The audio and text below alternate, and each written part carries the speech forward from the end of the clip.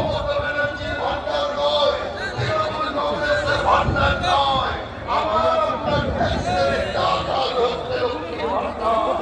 তাই পরিষ্কার করে বলতে চাই, লক্ষ্মীর ভান্ডার নেই মায়েরা, মায়েরা লক্ষ্মীর ভান্ডার নেই।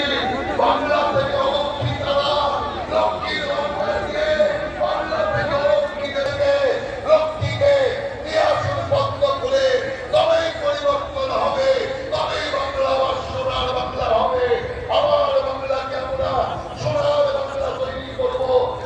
সরকার অর্থাৎ ডাবল ইঞ্জিন সরকার এই বাংলা উন্নতি হবে, এই আবেদন রেখে আপনাদের সকলকে নমস্কার জানিয়ে